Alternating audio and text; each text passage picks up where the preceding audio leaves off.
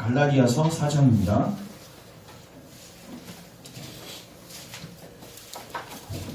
하나님 말씀은 갈라디아서 4장 1절부터 7절까지.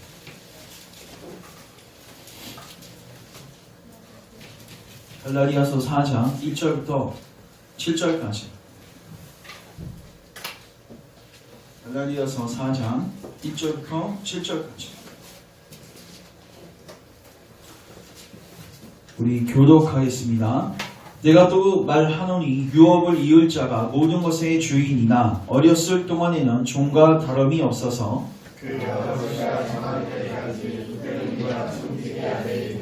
이와 같이 우리도 어렸을 때 이 세상의 초등학문 아래에 있어서 종로를 타였더니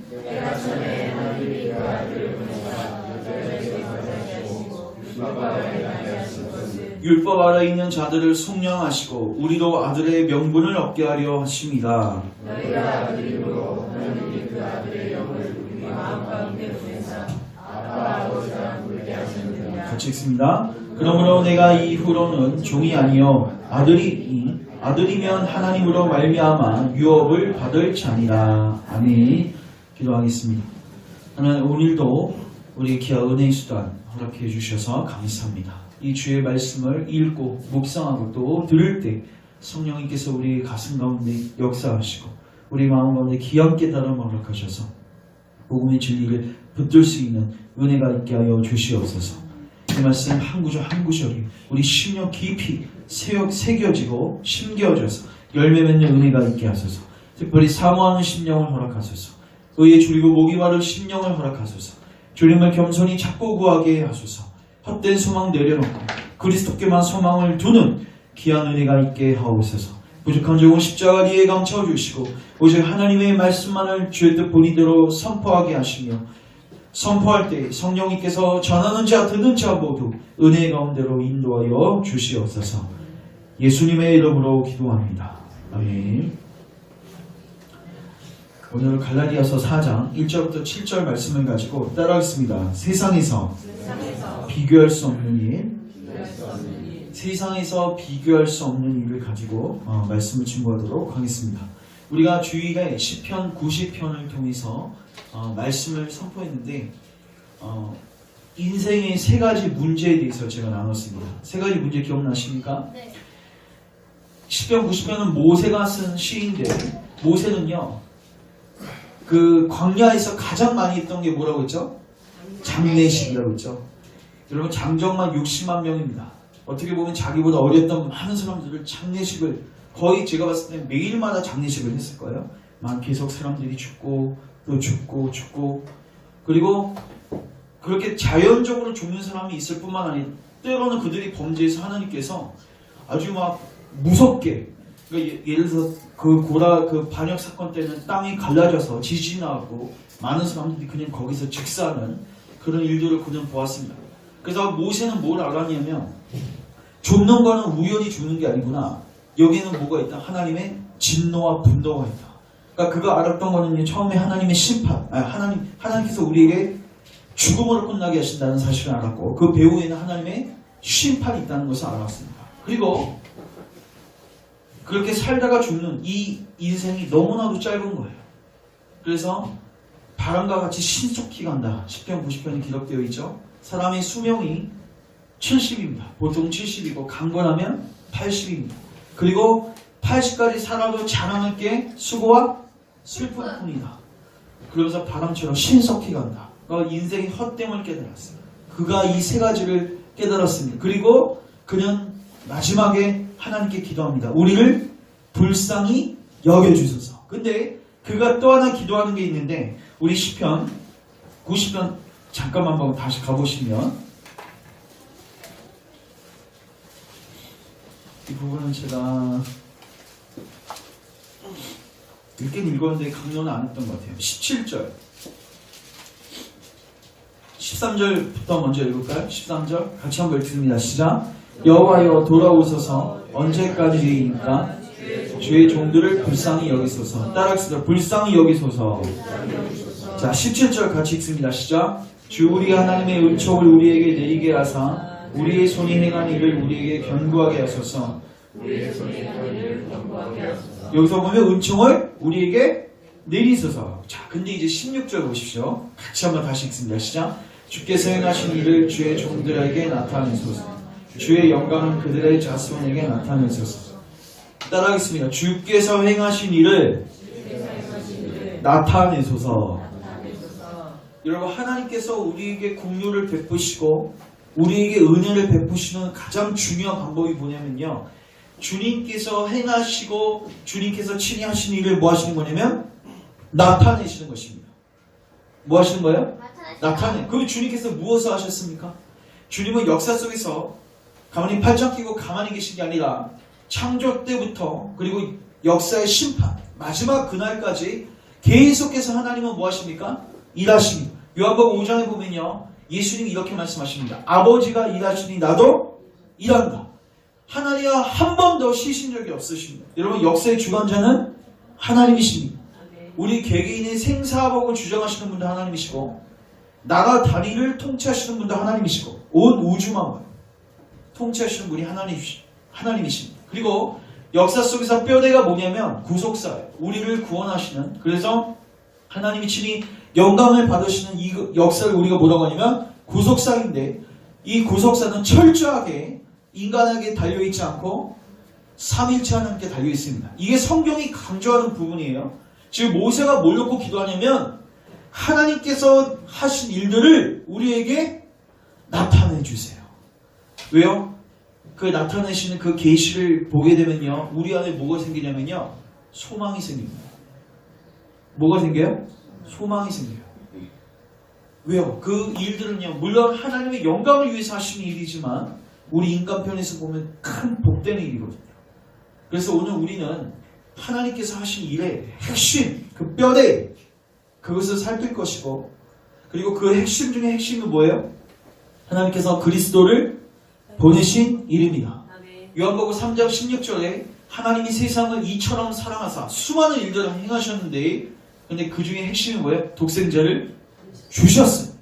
하나님이 세상을 이처럼 사랑해서 한마디로 그 사랑의 화신, 사랑의 그 한 단어를 표현하자면 예수님을 뭐 하셨다? 보내주셨다. 근데 왜 보내주셨어요? 이는 저를 믿는 자마다 멸망하지 않고 영생을 얻게 하려 하십니다.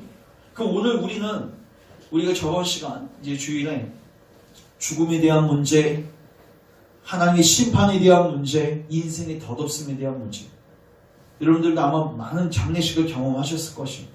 모세보다는 아니지만 그런 것들을 치를 때마다 우리는 이 세 가지를 계속해서 묵상하게 되고 그리스도 말고는 답이 없는 것을 배우게 되는 거예요. 그리고 이제 우리는 무엇을 기도하는 거죠? 오늘 우리에게 당신께서 우리를 위해서 행하신 일을 계시해 주세요.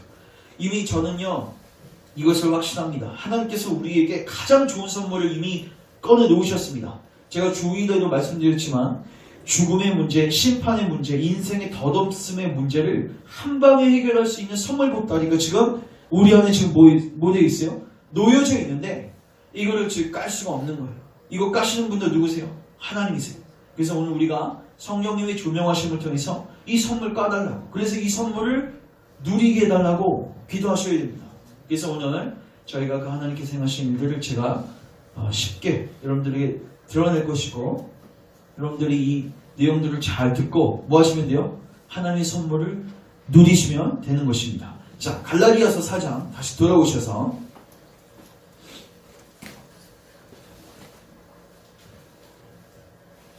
4장 4절만 우리 같이 다시 한번 읽겠습니다. 4장 4절 같이 한번 읽겠습니다. 시작. 때가 참에 하나님이 그 아들을 보내사 여자에게서 나게 하시고 율법 아래에 나게 하신 것은, 지금 4장 1절부터 7절까지는요 역사를 요약한 겁니다. 구약을 요약한 거고요, 신약을 요약한 건데, 자, 구약을 어떻게 요약했냐면 따라하겠습니다. 종이었다. 쉽게 말해서 구약 시대 때는요 굉장히 비참한 상황이었습니다. 그리고 구약 성경이 마지막 성경이 뭐냐면 말라기죠. 말라기가 끝난 다음에요 400년 정도 동안은요 그나마 있었던 수많은 그 성령의 역사, 또 선지자들의 가르침, 이런 것들도 전무했던 시기예요. 성령의 역사도 전무했고요, 선지자들도 없었고요, 계시도 없었고요, 깜깜무소식. 여러분들 기도하는데 하나님의 응답이 없으면 여러분 얼마나 답답하고 낭망되겠습니까? 근데 1년이 아니라 400년 동안 계시가 침묵되었어요. 가장 비참하고 종되었던 시기에 근데 하나님의 때가 차니까 아들이 오신 것입니다. 그래서 오늘 4장 4절을 통해서 우리가 세 가지로 나눠서 예수님의 오신 의미가 무엇인가 이 부분을 살피겠습니다. 먼저 4장 4절 따라하겠습니다. 여자에게서 나게 하셨다. 이게 첫 번째. 여러분 여자에게서 나게 하신 게 무슨 말입니까? 여러분 구약 성경에서 여자의 후손이라는 말이 두 군데 나옵니다. 첫 번째는 창세기 3장 15절이에요. 그러니까 인간이 타락한 그 순간에 하나님께서 뱀을 저주하시면서 이렇게 말씀하셨습니다. 너는 이제 심판받게 될 것인데 여자의 후손을 내가 보내서 네 머리를 어떻게 할 것이다? 밟아버리고 너를 망하게 할 것이다.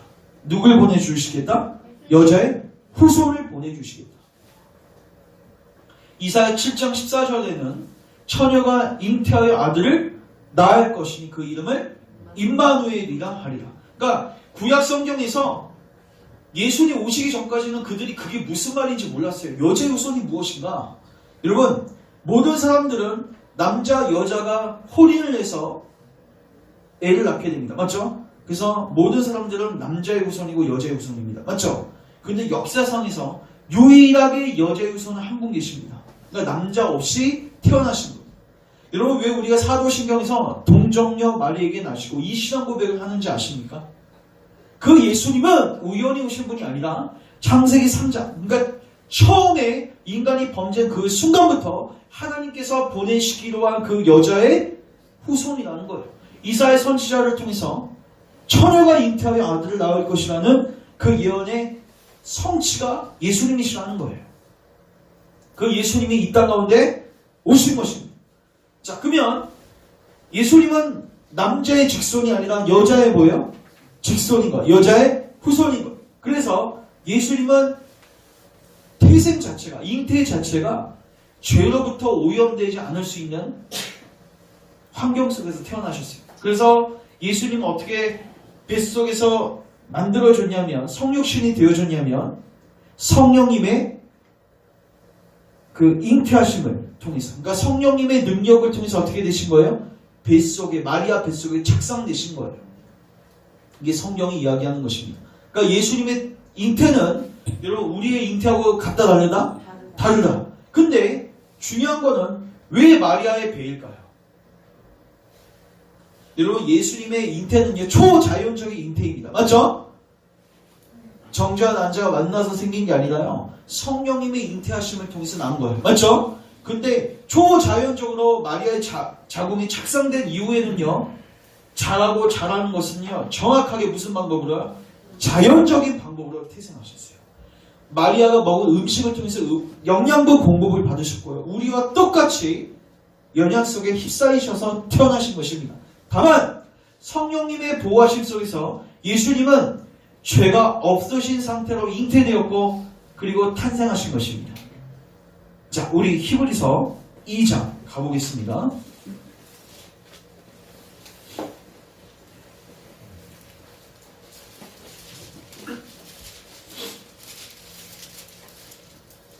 히브리서 2장 14절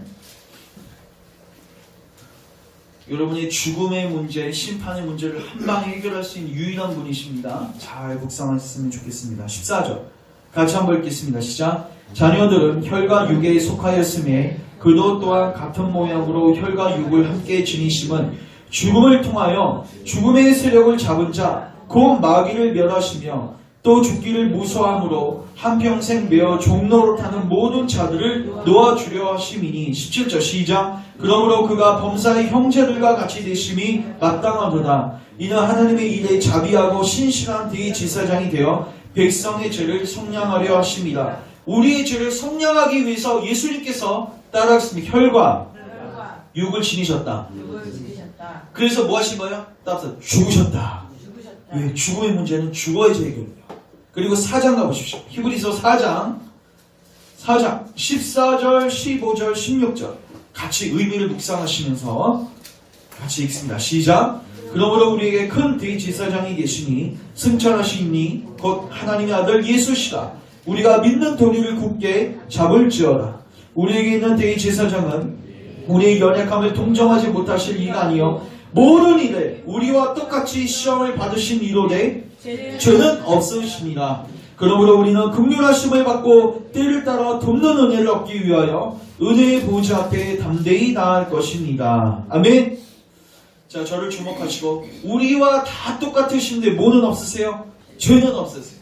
이게 동정녀 마리아에게서 나시고 혹은 여자의 후손이라는 단어에서 우리가 알게 되는 의미입니다. 그래서 예수님은 여러분들을 구속할 수 있는 유일한 자격을 갖추셨습니다. 여러분, 우리의 구속을 위해서 우리가 하이델베르크 유리문답에서도 살폈지만 여러분 잘 들으십시오. 여러분 인생의 가장 큰 딜레마는 죽음의 문제이고 하나님의 심판의 문제이죠. 그러면요, 이 문제가 끝나려면요 누군가가 매를 맞아야 돼요.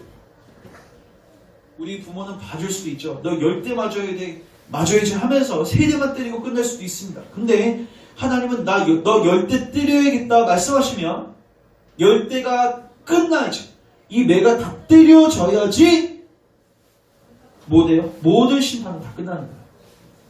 그러면 여러분들이 직접 맞으실 것인가? 아니면 예수님께서 대신 맞으신 것을 여러분들이 받아들이실 것인가? 그래서 예수님께서 이 땅 가운데 오셔서 행하신 가장 중요한 일이 무엇인가? 심판을 받으시고 죽으신 것입니다. 다만 예수님께서 만약에 죄가 있으셨으면 어떻게 되셨을 거예요? 속된 말로 그냥 개죽음인 거예요. 그 사람은 그 사람 죄 때문에 죽은 거예요. 근데 예수님이 죄가 없으셨는데, 여러분 제가 요새 그 새벽기도 때 요한복음을 보고 있지만은 왜 예수님께서 신문하신 가족이 그렇게 디테일하게 기록되어 있습니까? 사법권에서 일어났던 일들을 왜 이렇게 자세하게 기록하고 있습니까? 왜 빌라도 총독이 예수님을 수소문하고 캐고 그리고 결국에는 손을 씻고 나에게는 죄가 없다고 왜 심판을 선고하는 그 내용들이 자세하게 기록되어 있을까요? 예수님은요 죄가 없으시다는 걸 공적으로 선포하는 거예요. 만약에 여러분들이 그 기사가 없었으면 이렇게 생각하겠죠. 아, 예수님도 우리와 똑같은 인간이셨지. 뭔가 훔쳐먹으신 적도 있고 부모님 말씀도 안 들으신 적도 있고 누군가를 미워하신 적도 있었겠지. 그래서 그런 식으로 죽었겠지. 이런 식으로 생각할 수 있죠. 여러분, 근데요 사법권에서 아주 샅샅이 그를 뒤지고 그의 모든 죄를 캐는데 하나도 안 나와요. 여러분, 그게 가능하시다고 봅니까? 사실 우리 그 기사를 읽고 놀라야 됩니다. 아무리 착하고 젠틀한 사람도요 작정하고 들어가면요 뭔지 안 나오겠습니까? 근데 작정하고 들어갔어요. 여러분, 그 당시에 모든 종교 지도자들은요 예수님에게 전부 다 적대적이었어요. 모든 사람들이 예수님의 편이 단 한 명도 없었어요. 다 달려들었는데 이게 안 나오는 거예요. 먼지가 안 나오는 거예요. 그러면 우리는 이렇게 결론 내려야죠. 예수님은 왜 죽으셨는가? 성경이 대답해 주는 거예요. 누구의 죄 때문에? 우리의 죄 때문에. 이게 바로 여자의 후손에게서 나셨다는 의미입니다. 자, 우리 다시 갈라디아서 4장 나오시면 4장 4절 두 번째 따라하겠습니다. 율법 아래에 나셨습니다. 다시 한번 율법 아래에 나셨습니다. 여러분, 율법 아래에 나셨다는 게 뭐죠? 자, 저를 또 주목하십시오. 여러분, 하나님께서 인간에게 첫 번째 주신 율법이 뭐죠? 너희는 선악을 알게 하는 나무를 먹으라, 먹지 말라? 먹지 말라. 쉽게 말해서 하나님이 너 위에 있다는 거예요. 하나님만 섬기라는 거예요. 자, 그 계명을 주셨고, 여러분, 그 계명을 받은 사람은 아담입니까? 아니면 우리 모두입니까? 우리 모두. 여러분, 아담의 죽음은 사적인 죽음이 아닙니다. 아담은 여러분들의 대표였습니다. 이걸 꼭 기억하세요. 여러분, 아담은 여러분들의 뭐였다고요? 대표였다고요. 여러분, 아담이 받은 시험은요 우리가 받은 시험이에요. 그래서 아담이 그 시험에서 그 율법을 어긴 거는요 여러분들이 어긴 거예요. 그리고 타락한 이후에 인간은요, 그 율법을 이젠 기억조차 할 수 없을 만큼 가장 비참한 자리에 갔어요. 그래서 하나님께서 나중에는 어떻게 하세요? 이 율법을 명시화시켜주세요. 10계명. 그리고 수많은 계명들로 볼 수 있도록 명시화시켜주세요. 여러분, 애들이요, 뭐뭐 하라 하지 말라 한 번에 알아듣습니까? 모르죠? 그러니까 어떻게 해요? 계속 가르쳐야 돼요. 안 되면 어떻게 해요? 책상 위에 붙여놔야 돼요. 뭐뭐 하면 몇 대 맞는다, 뭐뭐 하면 몇 대 맞는다. 붙여놨어요? 네. 맞아요, 지금요. 왜 붙여놓냐면 까먹으니까. 하나님께서 왜 십계명 주셨죠? 하나님을 위해서 그렇게 하시지 않았죠? 하나님 왜 이거 까먹으실 일이 없죠? 자, 그렇게 해서 계명을 주셨어요. 자, 이 율법을 받은 민족이 누구죠? 유대인입니다. 유대인이에요. 맞죠? 그리고 예수님은요, 유대인 자손으로 태어나셨습니다. 그러니까 예수님은 응애하고 태어나셨을 때부터 누구예요? 유대인이에요. 예수님이 태어났을 때부터 뭐가 딱 주어져요? 율법이 주어져 있어요. 물론 우리도 모두 다 율법 안에 있습니다. 그런데 하나님께서 역사 속에서 이 율법을 명시화시키고 이거를 딱 그들의 법, 이게 국가의 법으로까지 작동하게끔 만든 민족들이 있는데 유대인이었는데 예수님을 그 유대인의 후손으로 보내신 거예요. 그래서 예수님은요, 태어날 때부터 할례 받으셨어요? 안 받으셨어요? 받으셨죠. 심지어 그가 의지를 가지고 순종하기 전부터 부모를 통해서부터 이 율법을 뭐하기 시작하셨어요? 순종하기 시작하셨어요. 잘 들으십시오. 예수님 하신 일이 크게 두 가지인데 하나는 여러분들의 죄값을 뭐 하신 거예요? 치르신 겁니다. 죽음으로써. 맞죠? 그러나 또 하나 하신 일이 있는데 율법을 적극적으로 뭐 하셨냐면 순종하셨습니다. 아담의 자리에 다시 오신 거예요. 그래서 여러분, 예수님은 따라하겠어요. 둘째, 아담이시다. 두 번째 대표자이시란 말이에요. 오셔서 뭐 하시죠? 율법을 하나하나 다 지켜나가신 거예요. 여러분, 복음서를 차근차근 읽으시면서 예수님이 어떻게 사셨는지를 묵상하십시오. 어떻게 그가 율법을 순종하셨는지를 묵상하십시오. 근데 제가 질문하겠습니다. 예수님이 왜 율법에 순종해야 합니까? 예수님이 왜 율법에 순종해야 돼요? 계명을 지키기 위해서. 오늘 본문에 나와 있습니다. 5절 같이 한번 읽겠습니다. 시작. 율법 아래 있는 자들을 속량하시고 우리로 아들의 명분을 얻게 하려 하십니다. 따라하겠습니다. 속량하시고 아들의 명분을 얻게 하려 하십니다. 자, 저를 주목하십시오. 굉장히 복음 핵심입니다. 여러분, 예수님이 오셔서 여러분들이 이름표를 달고 대신 죽으셨죠? 그래서 여러분들의 죄 문제를 해결하셨을 뿐만 아니라 이제 여러분들이 영생을 얻기 위해서는 반드시 율법에 뭐 해야 돼요? 순종해야 돼요. 하나님이 여러분들을 사랑한다고 해서 그냥 여러분들을 구원할 수 있는 게 아니라 의를 주시는 게 아니라 누군가는 율법에 뭐 해야 돼요? 순종해야 돼요. 그러니까 우리 죄 문제가 해결되려면 우리가 영생을 얻으려면 일단 첫 번째 누군가가 죽고 심판을 받아야 돼요. 두 번째 누군가가 율법에 뭐 해야 돼요? 순종해야 돼요. 그래서 예수님은 율법을 지킬 수밖에 없는 그 유대민족으로 오셨고 거기서 일생 동안 한 번도 죄를 짓지 아니하시고 적극적으로 율법에 순종하시면서 그분의 모든 구속사역을 완성하신 것입니다. 누구를 위해서요? 여러분들을 위해서. 그리고 잘 들으십시오. 여러분들이 예수님을 믿을 때는요, 체인지가 딱 거룩한 교환이 일어난다. 어떤 교환이 일어나냐면 딱 내 죄는 예수님에게로, 예수님의 의는 나에게로. 이해되십니까? 내 죄는 예수님에게로 전가되어지고 그래서 예수님의 십자가 죽음에서 끝난 거예요. 알겠습니까? 그리고 예수님께서 순종을 통해서 획득하신 그 의가 우리에게 뭐 되는 거예요? 전가되어진 거예요. 그러면 우리는 죄 문제도 해결됐을 뿐만 아니라 뭐도 얻게 돼요? 의도 얻게 되는 거예요. 우리가 이걸 뭐라고 합니까? 칭의. 따라서 의롭다함을 칭함받았습니다. 내가 의를 행해서 순종을 통해서 구원받는 게 아니라 예수님이 순종하신 것이 누구의 순종이다? 너의 순종이다. 그래서 율법 속에서 비참함 속에서 하나님의 심판을 기다리고 있는 우리에게 뭐를 주신 거예요? 속량을 주시고 이제 하나님의 자녀가 되는 권세를 주신 거예요. 잘 들으십시오. 여러분들이 하나님의 자녀가 될 수 있는 유일한 방법은 예수님을 믿는 것 말고는 없습니다. 예수님을 믿는 것 말고는 없다고요.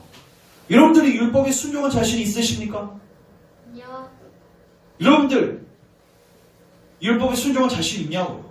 아니요. 그리고 여러분들이 그 예수님의 당하셨던 그 십자가의 심판, 하나님의 무서운 진노와 형태를 여러분을 받아낼 자신이 있으십니까?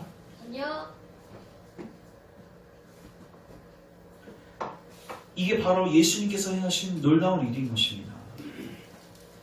마지막 세 번째 4장 4절 다시 한번 읽습니다. 시작. 때가 참에 하나님이 그 아들을 보내사 여자에게서 나게 하시고 율법 아래에 나게 하신 것은 세 번째는 이겁니다. 따라서 때가 찼을 때 오셨습니다. 자, 첫 번째 뭐였어요? 예수님은 여자의 후손으로 오셨고 예수님은 율법 아래에 오셨고 세 번째는 예수님은 때가 찼을 때 오셨습니다.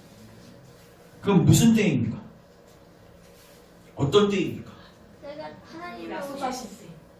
자, 그러면 이렇게 설명해 볼까요? 예수님께서 만약에 홍수 심판 이전에 오셨으면 어땠을까? 좀 빨리 오셔서 역사를 조금 앞당기시고 좀 우리로 하여금 고생시키지 마시죠. 여러분 구약을 보면요 얼마나 이스라엘 백성들 광야에서 고생하고 바벨론 포로지에서 고생하고 얼마나 힘듭니까? 맞죠? 왜 홍수 심판 이전에 오셨으면 얼마나 좋았을까? 그 홍수 심판도 없었을 것이고 소돔과 고모라 심판도 없었을 것이고 바벨론 유수도 없었을 것이고 광야 시절도 없었을 것이고 애국에서 고생하던 시절도 없었을 것이고 왜 홍수 이전은 안 됐습니까? 왜 모세 시대 때 오시지 않았습니까? 왜 바벨론 심판 때 오시지 않았습니까? 때가 아닌 거 너무 당연한 대답이고요. 네. 자, 우리 4장 3절 1, 2, 3절 같이 한번 읽겠습니다. 시작. 내가 또 말하노니 유업을 이을 자가 모든 것의 주인이나 어렸을 동안에는 종과 다름이 없어서 그 아버지가 정한 때까지 후견인과 청지기 아래에 있나니 이와 같이 우리도 어렸을 때 이 세상의 초동학문 아래에서 종노릇 하였더니. 자, 2절 잠깐 보시면 아버지가 정한 때까지 누구 밑에 있게 하셨습니까? 후견이하고 청지기예요. 그럼 여러분 후견인하고 청지기는 누구입니까? 3장 가요 보십시오. 3장 24절 25절 같이 읽습니다. 시작. 이같이 율법이 우리를 그리스도께로 인도하는 초등교사. 이게 후견인 혹은 청지기예요. 알겠습니까? 네. 초등교사가 되어 우리로 하여금 믿음으로 말미암아 의롭다함을 얻게 하려 합니다. 믿음이 온 후로는 우리가 초등교사 아래에 있지 아니하더라. 자, 저를 주목하십시오. 결론부터 얘기합니다. 예수님께서 왜 긴 시간 속에서 예수님을 보내셨는가? 여러분들을 낮추기 위해서입니다. 인류 전체를 낮추기 위해서입니다. 쉽게 말해서 구약의 역사는 이거예요. 너 네 스스로 구원시켜봐. 너 하나님의 은혜 말고 네가 너의 힘으로 구원 한번 해봐. 이걸 1대1로 명령하신 게 아니라 인류 전체에게 숙제를 주신 거예요. 그래서 가장 소망이 있었던 민족이 누구였습니까? 모세. 이스라엘 백성이었어요. 쉽게 말해서 키가 이 정도 돼야 되는데 야 너희들 중에서 제일 키 큰 놈 나와봐. 그리고 걔를 먼저 테스트하는 거예요. 유대인들이었습니다. 유대인들은요 여러분 하나님의 율법이 주어진 백성이었죠. 여러분 광야에서 하나님의 놀라운 기적을 체험했죠. 그들의 조상은요 하나님을 육성으로까지 그분의 음성을 들으면서 놀라운 복들을 받았던 민족이었습니다. 여러분 그 민족의 삶의 행태들을 보십시오. 사사기를 읽어보십시오. 왕의 역사들을 읽어보십시오. 결론이 납니다. 어떤 결론이 나요? 인간에겐 소망이 없다. 인간은 거짓되다. 여러분 이거는요 개개인적으로도 하나님께서 우리에게 다가오시는 겁니다. 하나님 먼저 우리에게 이렇게 말씀하시죠. 너 한번 율법 지켜봐. 너 한번 네 힘으로 네가 율법을 통해서 구원을 받아봐. 우리 안에는요 끊임없는 자기가 있어요. 내가 내 힘으로 뭔가를 따먹어 보려고 하는 구원시켜 보려고 하는 여러분들 입술로는 고백하지만, 예수님을 고백하지만 마음 중심에서는 여러분들의 행위를 갖고 있어요. 여러분 천국문 앞에 섰을 때 예수님이 내가 너를 왜 받아들여야 하냐? 여러분 거기 안에서 절대로 하지 말아야 할 말은 뭐예요? 내가 주일을 나갔습니다. 내가 무슨 직분 받았습니다. 내가 집사였습니다. 권사였습니다. 장로였습니다. 내가 목사였습니다. 내가 설교를 했습니다. 여러분 이렇게 대답했다가는 바로 불합격입니다. 마태복음 7장에 보면요. 나더러 주여 주여 하는 자들이 천국에 들어갈 것이 아니요 아버지의 뜻대로 행해야 되는데 아버지의 뜻대로 행하는 게 뭡니까?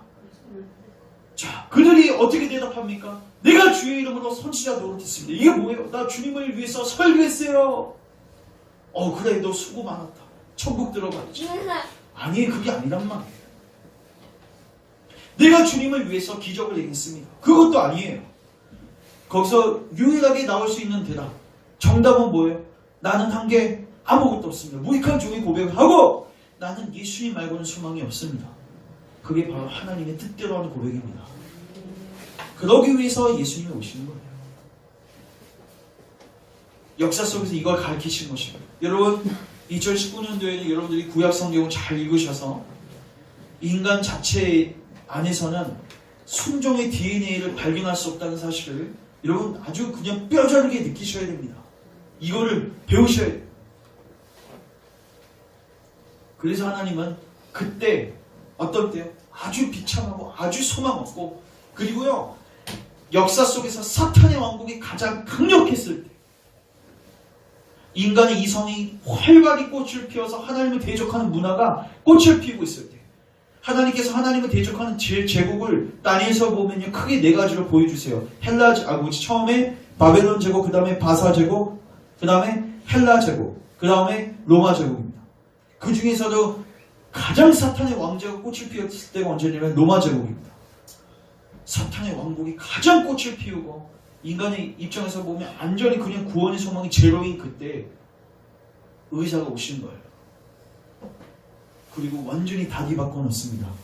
예수님 그 짧은 30년 동안에 역사가 다 뒤집어져요. 그리고 그 이후에 성령을 계속 부어주시는데 완전히 역사가 어떻게 돼요? 뒤바뀌어져요. 여러분 예수님 오시기 400년 동안 계시가 침묵되어졌고 성령님이 부어지시지 않았다고 제가 말씀드렸죠? 예수님이 오시기 성육신 그 타이밍쯤에서 성령의 역사가 부어지기 시작합니다. 갑자기 사가랴에게 예언의 영이 임하고 안나에게 임하고 엘리사벳에게 임하고 동정녀 마리아에게 나타나고 그리고 예수님 사역할 당시에 사도행전 10장에 보시면요 따라했어요. 성령을 기름 붓듯 받게 하시고 그 능력으로 사역하셨어요. 여러분 예수님은요 성령님을 충만하게 받으시고 사역하셨어요. 왜 그렇게 사역하신지 아세요? 사도행전 본인이 받으셔야지 부어줄 수 있어요. 그러니까 예수님 때문에 역사 속에서 그 정점이 예수님 오셨기 때문에 역사는 다 뒤집어집니다. 예수님 이제 떠나가시면요 다 끝난 겁니까? 또 아니에요. 모든 걸 다 이루셨어. 이제는 내가 가는 곳이 유익이다. 내가 가면 너희에게 보혜사 성령을 부어주셨어. 내가 취득한 이 구원을 너희들에게 뭐하겠다? 적용시켜주겠다. 그래서 성령을 부어주셔서 여러분 그때부터 전도가 활발하게 이루어지기 시작하는데 로마 전역이 점령당합니다. 로마 제국은 없어져도 기독교는 없어지지 않았습니다.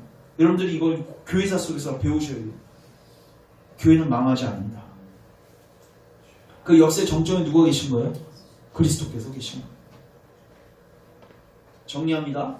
예수님은 때가 차서 오셨습니다. 하나님의 정확한 때. 그리고 두 번째, 여자에게서 오셨습니다. 죄가 없으신 아들, 죄가 없으신 인간의 모습으로 오신 거예요. 세 번째, 율법 아래 오셨습니다. 왜요? 우리 율법 문제를 해결해 주기 위해서, 우리 대신 시험 보기 위해서 오신 거예요. 적용합니다. 여러분 이렇게 예수님은 역사의 중심입니다. 하나님 입장에서 역사의 핵심은 누구예요? 예수님입니다. 소중하신 예수님. 근데 여러분들은 이 예수님을 어떻게 취급하고 계십니까? 세 가지로 요약할 수 있을 것 같은데 불신앙을 품고 계신 분들 혹은 예수님을 믿긴 믿지만 자기 일을 여전히 의지하고 계신 분들 혹은 세 번째, 전혀 관심하고 무관심하시는 분. 이 세 부류 다 굉장히 위험한 상황 가운데 있다는 사실을 기억하십시오. 여러분, 예수님은 역사의 중심에 계십니다. 유일한 구원자이십니다. 여러분들의 죽음의 문제, 심판의 문제, 인생의 허망의 문제, 여러분 예수님 만나지 않는 이상 절대로 여러분의 노년의 외로움은 해결되지 않을 것입니다. 자녀에 대한 불안감은 해결되지 않을 것입니다. 궁극적으로 해결되지 않습니다. 여러분들이 아무리 통장에 노후 대책을 해놔도 그 문제는 해결되지 않습니다. 그러니까 인간은요, 죽음의 문제 해결되지 않으면요 절대로 자유할 수 없습니다. 그리고 돈 있어봤자 죽는데 다 두고 가야 되는데 그런 돈이 위로가 되겠습니까? 가족들이 위로가 되겠습니까? 예수님을 붙드십시오. 예수님께 무관심하지 마십시오. 하나님 입장에서 가장 관심을 가지고 역사 속에서 보내신 분이 예수님입니다. 그 가장 가치 있으신 예수님을 여러분들이 등한히 여긴다면 여러분들은 가장 큰 심판 가운데 멸망하게 될 것입니다. 마지막으로 우리 한 구절만 읽고 이제 기도하고 정리합니다. 히브리서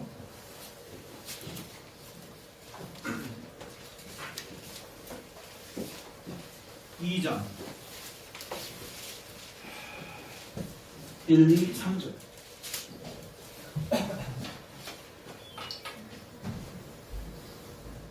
1, 2, 3절 같이 읽습니다. 3절 같이 읽습니다. 제가 1, 2절 읽습니다. 그러므로 우리는 들은 것에 더욱 유노한 마음으로 우리가 흘러 떠내려 가지 않도록 감히 마땅하니라. 천사들을 통하여 하실 말씀이 견고하게 되어 모든 범죄한 것 순종하지 아니함이 공정한 보응을 받았거든. 3절 시작. 우리가 이같이 큰 구원을 등한히 여기면 어찌 그 보응을 피하리요. 이 구원은 처음에 주로 말씀하신 바요 들은 자들이 우리에게 확증한 바니 하나님도 표적들과 기사들과 여러가지 능력과 및 자기의 뜻을 따라 성령이 나누어 주신 것으로서 그들과 함께 증언하셨느니라. 아멘. 하나님께서 우리에게 허락하신 이 큰 구원 여러분 등한히 여기지 마십시오. 그래서 이제 2018년도를 마무리하고 2019년도 이제 시작된 이 시점에 여러분 우리 인생의 가장 중요한 문제가 무엇인지 묵상하시고 이 문제를 해결할 유일한 분이 그리스도인 것을 묵상하십시오. 그리고 2019년도에는 여러분들의 모든 신경이 예수님께 가 있기를 원합니다.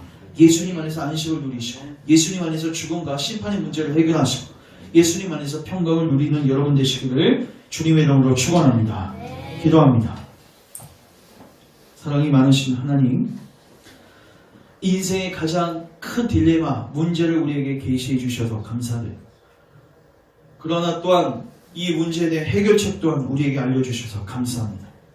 그리고 이 해결책에 우리의 그 어떤 공로가 없고 오직 그리스도께서 진행하신 이 놀라운 일들로 모든 문제가 풀리게 하시니 감사합니다.